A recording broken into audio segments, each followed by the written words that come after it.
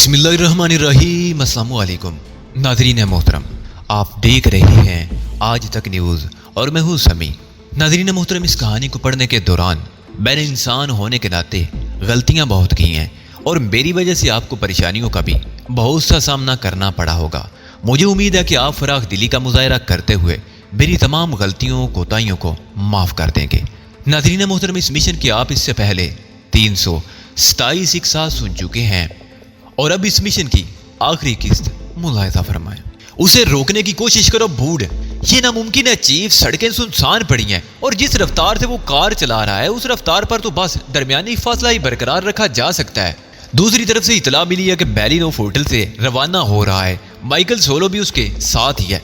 मेरा ख्याल है रैंडल हमें धोखा दे गया चीफ। बूढ़ की आवाज़ आई। वो हाईवे पर पहुंच चुका है। हम बड़ी अजीब सूरत हाल से दो चार हैं। अगर पेट्रोल दिलवाने के लिए रुकते हैं तो रैंडल तो हाथ से निकल जाता है और अगर ताकुब जारी रखते हैं तो हमारी गाड़ियों का पेट्रोल खत्म हो जाएगा। तुमने देखा, मैंने हंस कर तहजीब से कहा, रैंडल वाकई ही जेंट्स है। उसने वुड एंड कंपनी को कैसा नॉकआउट किया है। ये सब कुछ तुम्हारी वजह से हुआ है, तहजीब ने बिगड़ कर कहा।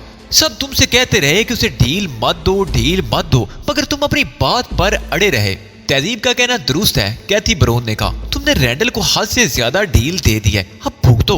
तुम्हारा क्या ख्याल है जनरल? मैंने जनरल की तरफ देखा। बज़ाहिर तो यही मालूम हो रहा है कि रैंडल बच जाएगा, जनरल ने मोहतात अंदाज में कहा। ताम आखिरी नतीजा निकलने तक कोई बात यकीन से नहीं कही जा सकती। रैंडल तुम्हारी जिम्मेदारी है बूढ़, मैंने ट्रांसमीटर में कहा। मैंने तुमसे कहा था कि उसे किसी कीमत पर भी नजर से ओझल नहीं होना चाहिए। अरे मुझे तो क्या मालूम था कि वो मरदूद ये हरकत कर बैठेगा, बूढ़ ने झुंझला कर कहा। अगर तुम कहो तो हम फिजाइया के हेलीकॉप्टरों से मदद ले सकते हैं, जनरल ने मुझसे कहा। अभी नहीं, मैंने रेस्ट वॉच देखते हुए कहा। आर्मी एक्शन शुरू करने के लिए मुनासिब वक्त 12 बजे के बाद शुरू होगा। उस वक्त तक तुम तैयारियां मुकम्मल कर लो। मैं और तहजीब एयरपोर्ट जा रहे हैं। बेलिनोफ को अलविदा कहने के लिए वजीर सेहत और तिजारत एयरपोर्ट आ रहे थे, इसलिए एयरपोर्ट पर जबरदस्त हिफाजती इंतजाम किए गए थे। उन हिफाजती इंतजाम का इंचार्ज इंस्पेक्टर बेंसडेले था, जबकि हकीकत ये थी कि मैंने हिफाजती इंतजाम में कोई दिलचस्पी नहीं ली थी। बस चंद हिदायत जारी करनी थी जिस पर अमल करना लाजमी था। बकिया इंतजाम हस्बे मामूल थे। एयरपोर्ट पर हुजूम नहीं था। रात के 12:20 हुए थे और उस वक्त वहां ना कोई फ्लाइट आती थी और ना जाती थी। बूढ़ मुस्तकिल चीख रहा था कि उसकी गाड़ी में पेट्रोल खत्म होने वाला है। मैंने कार से उतरने से कबल जनरल को हदायत दी कि आर्मी एक्शन शुरू कर दिया जाए और रैंडल को गिरफ्तार करके एयरपोर्ट के वीआईपी लाउंज में पहुंचा दिया जाए। कुछ समझ में नहीं आ रहा कि तुम क्या करना चाह रहे हो, तहजीब ने बेबसी से कहा। क्या बेलिनोफ पर हाथ डालोगे? बस देखते जाओ, मैंने हंस कर कहा। वैसे बेलिनोफ पर हाथ डालना मजाक नहीं है और रैंडल पर हाथ डालना बहुत आसान है, तहजीब ने जल कर कहा। एयरपोर्ट पर तुम वो से दूर ही रहना, मैंने कार से उतरने से कबल तहजीब से कहा, इसलिए कि मौजूदा मेकअप में मेरा तुम्हारे साथ नजर आना मुनासिब नहीं है। मगर मैं यहाँ जाऊंगी कहाँ और करूंगी क्या? तहजीब ने झुंझला कर कहा। तुम कोई अजनबी तो नहीं हो, वीआईपी लाउंज में भी जा सकती हो। मैं भी थोड़ी देर बाद वहीं आ जाऊंगा, मगर खबरदार मेरे किसी मामले में दखल मत देना। मैं टहलता हुआ डिपार्चर लाउंज में पहुंच गया, जहां इमिग्रेशन वगैरह की कार्रवाइयां हो रही थी। बेलिनोफ अपने साथियों समेत वीआईपी लाउंज में मौजूद था। इंस्पेक्टर बेंसडेले की हैसियत से मैं चंद अफराद से मिला और फिर वीआईपी लाउंज की तरफ बढ़ने लगा।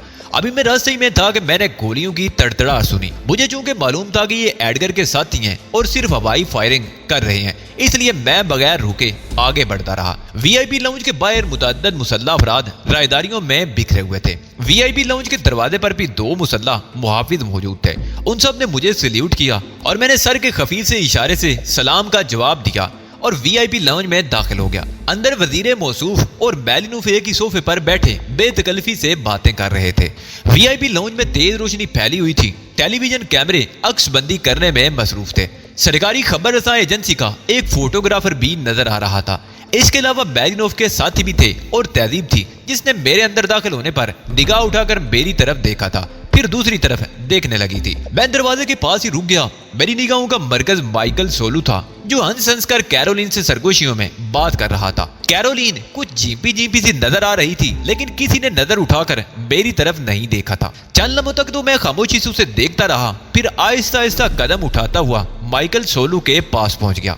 मैं माजरत चाहता हूँ जनाब, मैंने झुककर बड़े मोदबाना अंदाज में कहा। मैं आपकी जामा तलाशी लेना चाहता हूँ। माइकल सोलू ने चौंक कर मेरी तरफ देखा। उसकी पेशानी पर शिकने पड़ गई। तुम تم کون ہو؟ اس نے تیکھے لہجے میں کہا۔ خاکسار کو بینچ ڈیلے کہتے ہیں اور میں یہاں سیکورٹی انچارج ہوں۔ کیا تمہیں نہیں معلوم کہ وی آئی پی لاؤنج میں لوگوں کی جامع تلاشی نہیں لی جا سکتی؟ مائیکل سولو نے قدرے اونچی آواز میں کہا اور چند لوگ چونک کر ہماری طرف متوجہ ہو گئے۔ مجھے نہیں معلوم کہ کیا کیا کیا جا سکتا ہے اور کیا نہیں، میں تو صرف اتنا جانتا ہوں کہ میں سیکورٹی انچارج ہوں۔ سیکورٹی کے نقطۂ نظر سے جو مناسب سمجھوں گا کر سکتا ہوں۔ مائیکل سولو کی مٹھیاں غصے سے بھیج گئی۔ معلوم ہوتا ہے کہ تم مزید ملازمت نہیں کرنا چاہتے۔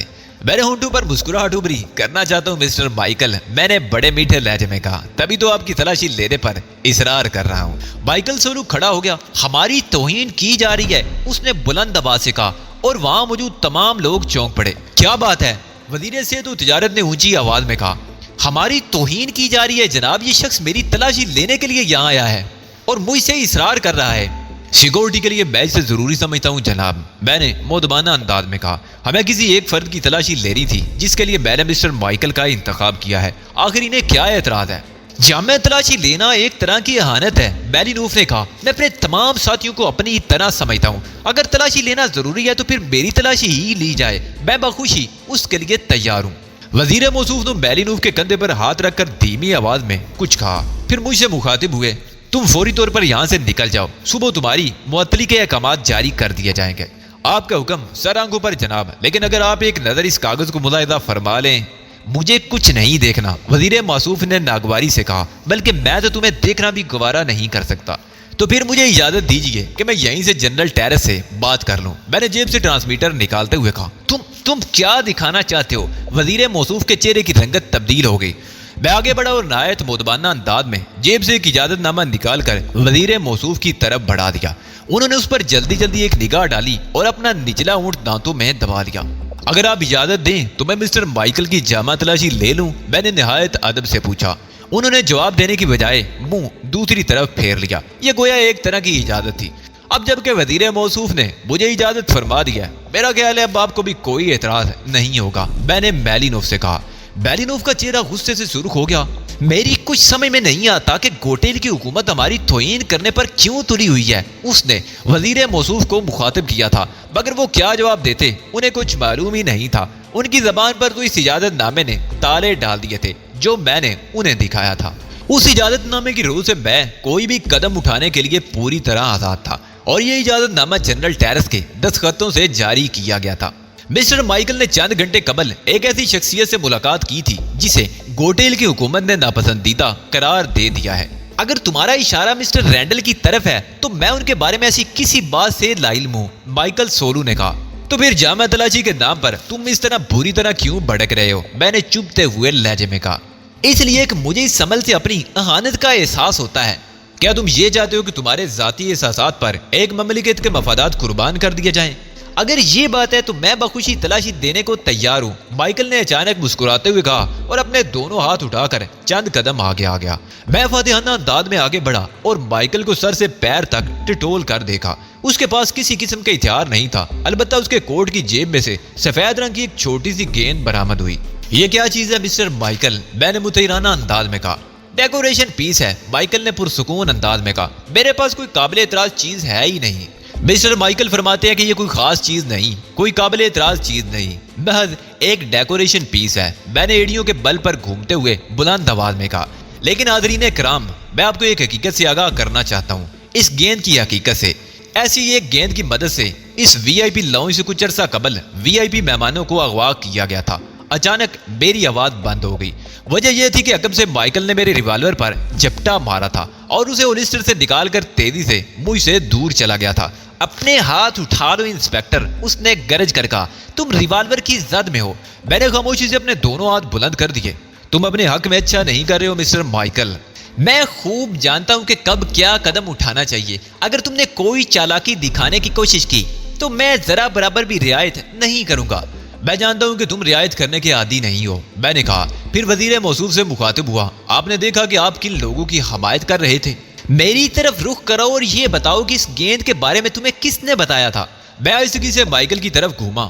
انہی مہمانوں نے مجھے اس گیند کے بارے میں بتایا تھا۔ میں نے شیشے کی دیوار کے پار رن وے کی طرف دیکھتے ہوئے کہا، جہاں ایک ہیلی کاپٹر اتر رہا تھا۔ ان میں سے ایک مہمان یہاں بھی موجود ہے، شاید تم انہیں نہیں پہچانتے۔ ان کا نام تہذیب مالکم ایکس ہے۔ تہذیب کے نام پر مائیکل چونکا، پھر اس کی نظریں تہذیب پر جا کر رکی۔ یہ بڑا اچھا ہوا کہ میڈم ایکس بھی یہاں موجود ہے، اب وزیر موصوف کے علاوہ یہ بھی ہمارے ساتھ جائیں گی۔ تہذیب اٹھ کر میرے برابر آ گئی، وہ مجھے غصیلی نگاہوں سے گھورے جا رہی تھی۔ نہیں مسٹر مائیکل، میں نے کہا، کسی اور کے تمہارے ساتھ جانے کا سوال ہی پیدا نہیں ہوتا، اس لیے کہ اب تم کہیں بھی نہیں جاؤ گے۔ تم حد سے زیادہ خوش فہم آدمی معلوم ہوتے ہو مسٹر بینس، تمہیں یہ احساس بھی نہیں ہے کہ اس وقت ایک وزیر یرغمالی کی حیثیت سے یہاں موجود ہے۔ میں نے وزیر صنعت و تجارت کو دیکھا جو ہکا بکا کھڑے تھے، ان کی سمجھ میں نہیں آ رہا تھا کہ یہ کیا ہو رہا ہے۔ اب تو ثابت ہو گیا کہ یہ مجرم ہے۔ میں نے ان سے کہا، تم یہ بات کسی اور کو بتانے کے لیے زندہ نہیں رہو گے۔ مائیکل گھرایا۔ کوئی بات نہیں مسٹر مائیکل، میں نے بڑے اطمینان سے کہا، یہ ٹی وی کیمرے گواہی دیں گے، انہیں عکس بندی کرنے دو، جاتے وقت میں ریکارڈ کیسٹیں اپنے ہمراہ لے جاؤں گا۔ یہ تو بڑی زیادتی ہوگی، میں نے مایوسانہ لہجے میں کہا، دنیا کو کیسے پتا چلے گا؟ دنیا کو کچھ معلوم ہونے کی ضرورت نہیں، جو ہم چاہیں گے وہی دنیا کے علم میں آئے گا۔ مائیکل سولو نے کہا، یہ گیند مجھے واپس کر دو۔ مائیکل کی ہدایت کے بعد جب میں گیند نیچے قالین پر رکھ کر چند قدم پیچھے ہٹ گیا اور مائیکل نے انتہائی احتیاط کا مظاہرہ کرتے ہوئے آگے بڑھ کر گیند اٹھا لی، لیکن ابھی وہ الٹے قدموں چلتا ہوا اپنی جگہ واپس پہنچا ہی تھا کہ لاؤنج کا دروازہ کھلا۔ میں نے پلٹ کر دیکھا، رینڈل لاؤنج میں داخل ہو رہا تھا۔ اس کے ہاتھ پشت پر بندھے ہوئے تھے اور اس کے عقب میں 2 فوجی بھی نظر آ رہے تھے۔ رینڈل کو دیکھ کر مائیکل کی آنکھیں حیرت سے پھیل گئی تھی، مگر اس نے فوراً ذہانت کا مظاہرہ کرتے ہوئے اپنے ہاتھ میں دبے ہوئے ریوالور کا رخ وزیر صنعت و تجارت کی طرف کر دیا۔ اسلحہ پھینک دو، اس نے گرج کر کہا، ورنہ میں وزیر موصوف کو گولی مار دوں گا۔ دونوں فوجی ایک لمحے کو ہچکچائے، مگر میں نے انہیں مائیکل کے حکم پر عمل کرنے کا مشورہ دیا اور انہوں نے بھی مناسب یہی سمجھا کہ اپنے ہتھیار پھینک دے۔ تم نے دیکھا، مائیکل نے فاتحانہ انداز میں کہا، اب اگر کہو تو ہم تمہیں بھی اپنے ساتھ ہی لے چلیں۔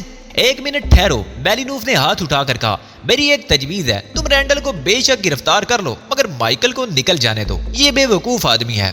مائیکل خاموش ہو گیا، گویا وہ اس تجویز سے متفق تھا۔ میں نے وزیر موصوف کی طرف دیکھا، آپ کا کیا خیال ہے جناب؟ میں نے ان سے پوچھا۔ میرے خیال میں مسٹر بیلینوف نے ایک معقول تجویز پیش کی ہے، انہوں نے بھرائی ہوئی آواز میں کہا، اس تجویز پر عمل کرنے میں کوئی حرج نہیں ہے۔ اور آپ کیا کہتی ہیں مادام؟ میں نے تہذیب سے کہا، ہمارا مجرم رینڈل ہے، جب یہ گرفتار ہو گیا تو ہم دیگر لوگوں سے صرف نظر کر سکتے ہیں۔ میں نے ایک طویل سانس لی۔ میرا فیصلہ یہ ہے مسٹر بیلینوف کہ مائیکل بھی خود کو ہمارے حوالے کر دے، اس سے کم پر میں کسی مفاہمت کے لیے تیار نہیں ہوں۔ معلوم ہوتا ہے تمہارا دماغ خراب ہو گیا ہے، مائیکل نے کہا، تم میرے ساتھ سودے بازی کی پوزیشن میں نہیں ہو، ہمارا پلہ بھاری ہے۔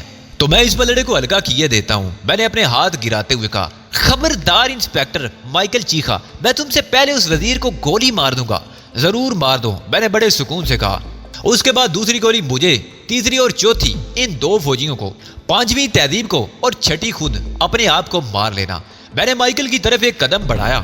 وزیر موصوف کے چہرے کی رنگت پہلے ہی اڑ چکی تھی، غالباً انہیں اپنی موت کا یقین آ گیا تھا، لیکن مائیکل نے ریوالور کا رخ تیزی سے میری طرف کر دیا تھا۔ تم احمق ہو، میں پہلے تمہیں موت کی نیند سلاؤں گا، کسی اور کا نمبر بعد میں آئے گا۔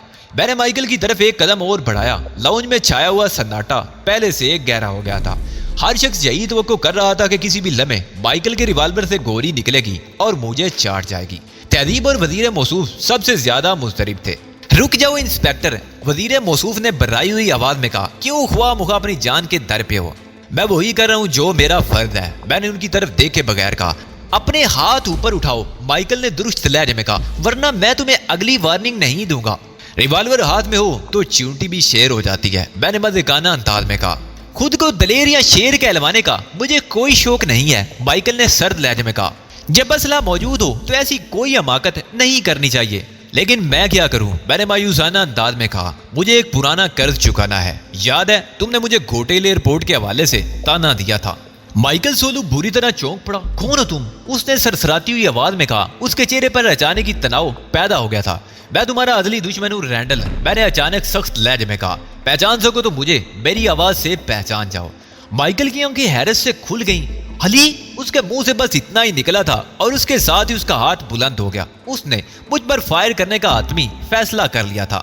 آج فیصلے کی رات ہے رینڈل، میں نے اس کے بلند ہوتے ہوئے ہاتھ کی پرواہ کیے بغیر کہا۔ آج معلوم ہو جائے گا کہ تم کتنے ذہین، شاطر اور دلیر ہو۔ رینڈل کا ہاتھ تیزی سے نیچے آیا اور اس نے میرے سر کا نشانہ لے کر ریوالور کا ٹرائگر دبا دیا۔ لاؤنج کی محدود فضا میں ایک دھماکہ ہوا۔ ریوالور کی نال سے دھواں نکل رہا تھا، مگر میرے منہ سے نہ تو کوئی چیخ برآمد ہوئی تھی اور نہ ہی میں زمین پر گرا تھا۔ میں اپنے قدموں پر پہلے کی طرح کھڑا مسکرا رہا تھا۔ تمہارے لیگ وان نے مجھے ناقابل تسخیر بنا دیا ہے، اب مجھ پر گولیاں بھی اثر نہیں کرتی۔ لاؤنج میں سنسنی پھیل گئی۔ ایسا ناقابل یقین منظر پہلے کسی نے نہیں دیکھا ہوگا۔ ایک شخص پر فائر کیا گیا مگر اسے کچھ بھی نہیں ہوا۔ رینڈل کی آنکھیں بھی حیرت سے پھیل گئی تھی جو مائیکل سولو کے بیک اپ میں تھا۔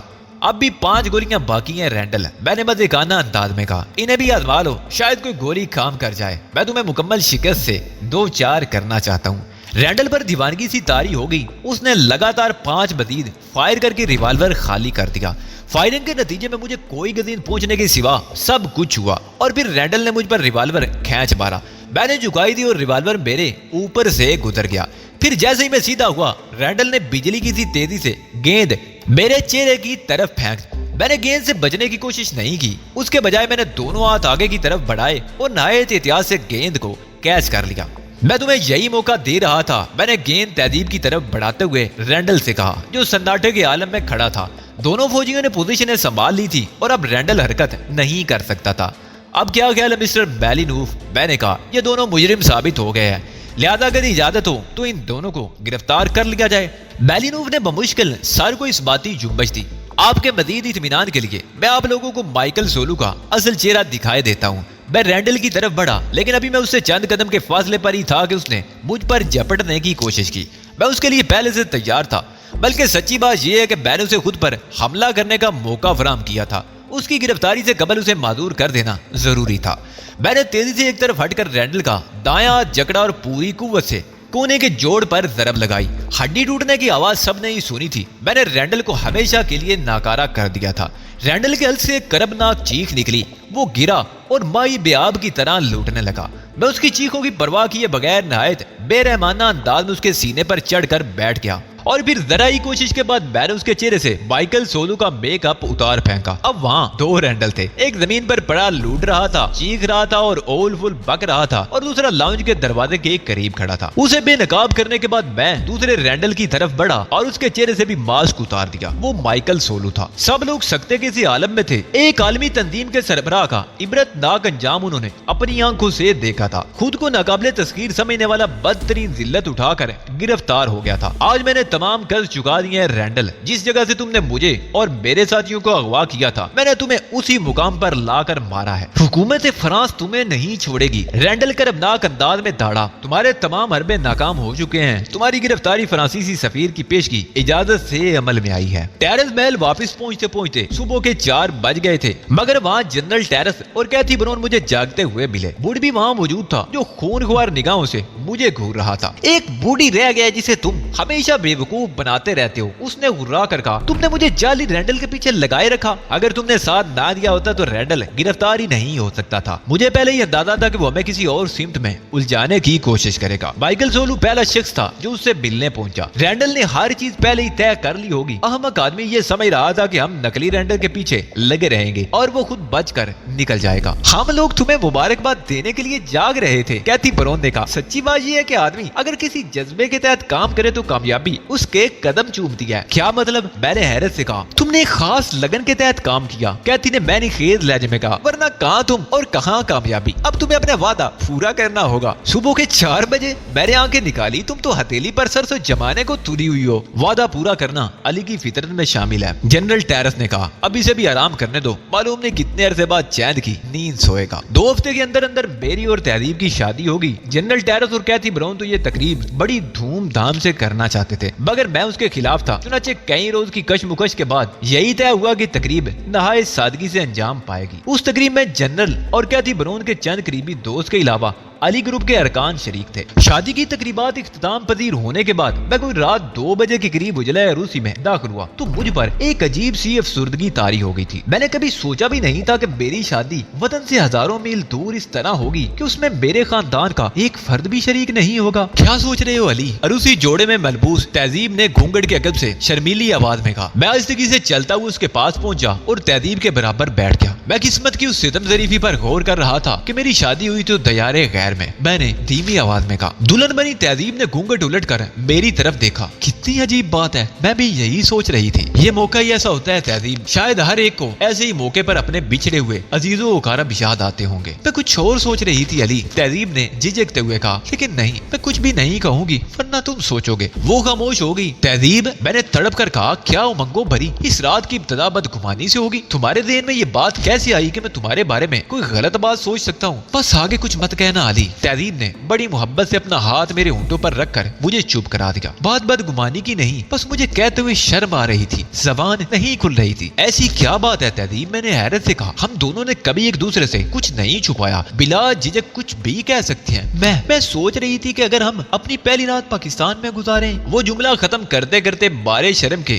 دوری ہوئی جا رہی تھی۔ میں حیرت سے اسے دیکھ رہا تھا۔ اس وقت وہ گرین پول کی ایجنٹ جوڈو کراٹے کی ماہر تہذیب مالکم ایکس نہیں تھی۔ اس وقت وہ ایک خالص مشرقی عورت تھی جو پہلی رات اپنے مجازی خدا سے بے تکلف نہیں ہو سکتی۔ اس کی نظریں جھکی ہوئی تھی، آواز میں ارتعاش اور لہجہ مدھم ہوتا ہے، الفاظ ٹوٹ ٹوٹ کر منہ سے ادا ہوتے ہیں اور کانوں کی لویں ذرا ذرا سی بات پر سرخ ہو جاتی ہیں۔ وہ مجھ سے اتنی سی بات نہیں کہہ پا رہی تھی کہ اگر شادی وطن سے دور ہوئی تو کیا ہوا؟ ہم شب عروسی تو اپنے وطن میں منا سکتے ہیں۔ وطن کے حوالے پر میرے ذہن میں بہت سی یادیں تازہ ہوگی۔ آدمی خواہ کچھ بھی کرے، کہیں بھی رہے، وطن کی مٹی سے اس کا ناتا بہت گہرا ہوتا ہے جو کبھی نہیں ٹوٹ سکتا۔ شاید میری اپنی لاشعوری خواہش بھی یہی تھی جسے تہذیب نے زبان دے دی تھی۔ وہ ٹھیک ہی کہہ رہی تھی، ہمیں اپنی شب عروسی پاکستان میں ہی منانی چاہیے تھی۔ پاکستان جو میرا وطن تھا، وطن ہے اور وطن رہے گا۔ میرا پیارا وطن پاکستان، جس کا نام آتے ہی کانوں میں بنسی کی مدر تانے گونجنے لگتی ہیں، بیلوں کے گلے میں بندھی ہوئی گھنٹیوں کی آوازیں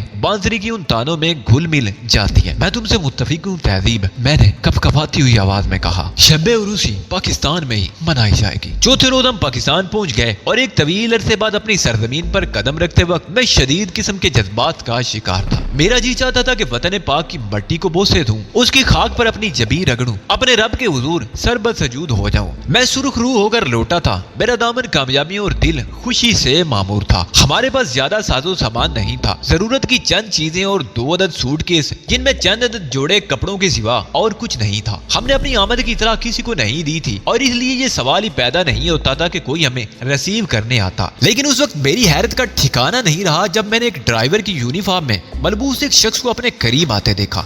مسٹر اینڈ مسز علی، اس نے بڑی خوش خلقی سے کہا اور ٹرالی سے ہمارے سوٹ کیس اٹھا لیے۔ گاڑی موجود ہے، تشریف لائیے۔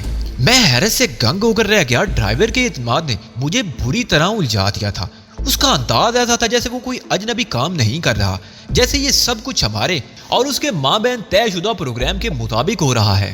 یہ کیا چکر ہے علی؟ تہذیب نے کہا، کیا ہمیں کہیں سکون نہیں مل سکے گا؟ یہاں بھی ایسے پراسرار واقعات ہمارا پیچھا نہیں چھوڑیں گے؟ میں خود بھی اس مخمسے میں تھا، اسے کیا جواب دیتا۔ اسی اسنا میں ڈرائیور مڑا اور ہمیں اپنی جگہ کھڑا دیکھ کر بولا، تشریف لائیے جناب۔ اس بات میں ساری لا کر اس نے رضامندی ظاہر کر دی اور ہم نے ڈرائیور کے پیچھے چلنا شروع کر دیا۔ ایک سیاہ سیڈان کے پاس پہنچ کر اس نے بڑے ادب سے ہمارے لیے عقبی دروازہ کھولا، ہمارے اندر بیٹھنے کے بعد دروازہ بند کیا اور ہمارے سوٹ کیس ڈگی میں رکھنے کے بعد ڈرائیونگ سیٹ پر بیٹھ کر کار سٹارٹ کر دی۔ میں تن بتقدیر ہو کر بیٹھ گیا۔ ہر قسم کے حالات سے نبردآزما ہونے کے لیے میں پہلے پوری طرح تیار تھا۔ کار سٹارٹ گیٹ سے شارع فیصل پر دائیں جانب مڑ گئی، گویا ہم شہر کی جانب جا رہے تھے۔ مضافات کی طرف جا رہے ہوتے تو بھی کوئی فرق نہ پڑتا۔ ہمارے اس سفر کا اختتام سول لائنز کی ایک پرانی سی کوٹھی پر ہوا۔ پورے سفر کے دوران کسی نے ایک لفظ بھی ادا نہیں کیا تھا۔ جس کوٹھی کے پوش میں کار رکی تھی اس پر کسی قسم کی تختی نہیں تھی، بس وہ ایک پرانی سی عمارت تھی جس کے آتے میں رونق بھی نظر نہیں آ رہی تھی۔ ڈرائیور نے اتر کر ہمارے لیے دروازہ کھولا اور اسی کی مویت میں ہم کوٹھی کے اندر داخل ہوئے۔ اندر راہداری میں بچھا ہوا پائیدان بھی شاید کوٹھی ہی کی عمر کا تھا۔ وہ بری طرح بوسیدہ ہو چکا تھا مگر بچھا ہوا تھا۔ اس راہداری کے دونوں طرف کئی کمرے تھے مگر سب کے دروازے بند تھے۔ ڈرائیور کی مویت میں ہم راہداری کے سرے پر واقع کمرے تک پہنچے۔ اس کمرے کا دروازہ بھی بند تھا۔ اندر تشریف لائیے جناب، ڈرائیور نے پہلے کسی اخلاق کے ساتھ کہا، آپ کا انتظار ہو رہا ہے۔ میں اور تہذیب دروازہ کھول کر اندر داخل ہوئے اور یہ دیکھ کر ہم دونوں ہی حیران رہ گئے کہ وہ ایک آفس تھا جبکہ ہم کسی رہائشی کمرے کی توقع کر رہے تھے۔ آفس خالی تھا، میز پر ایک ٹیپ ریکارڈر رکھا تھا جس کا پلے کا بٹن دبا ہوا تھا۔ مجھے یوں محسوس ہوا جیسے میرے لیے کوئی جال بچھایا گیا ہو۔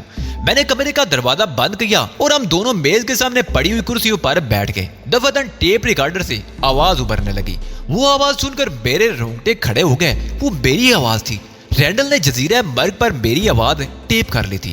جب اس نے مجھ پر شخصیت کی تبدیلی کا عمل کیا تھا، اسی دوران اسے دھوکہ دینے کے لیے میں نے صہیونیت کی حمایت میں اور مسلمان خصوصاً فلسطین کے خلاف جو کچھ کہا تھا وہ سب کچھ اس کیسٹ میں محفوظ تھا۔ وہ ٹیپ ریکارڈر کے اسپیکر سے پگھلے ہوئے شیشے کی مانند میرے کانوں میں اتر رہا تھا۔ میرے جسم میں سنسنی دوڑ رہی تھی اور تہذیب کے چہرے کی رنگت زرد پڑ گئی تھی۔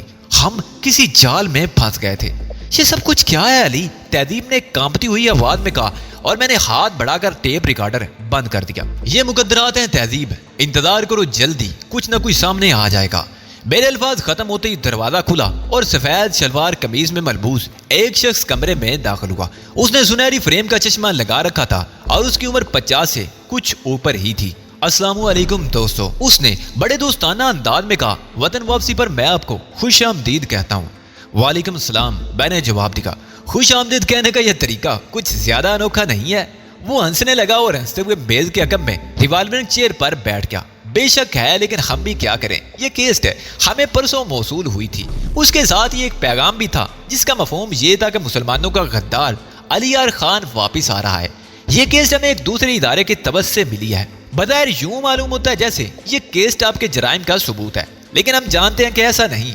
اگر آپ یہودیوں کے ایجنٹ ہوتے تو یہ کیسٹ کبھی ہم تک نہیں پہنچ سکتی تھی۔ چنانچہ 2 دنوں کے اندر ہمیں دن رات محنت کرنی پڑی۔ جنرل ٹیرس تک رابطہ کیا گیا اور پھر تمام حقائق سے آگاہ ہونے کے بعد یہ فیصلہ کیا گیا کہ ہمیں آپ کی صلاحیتوں سے استفادہ کرنا چاہیے۔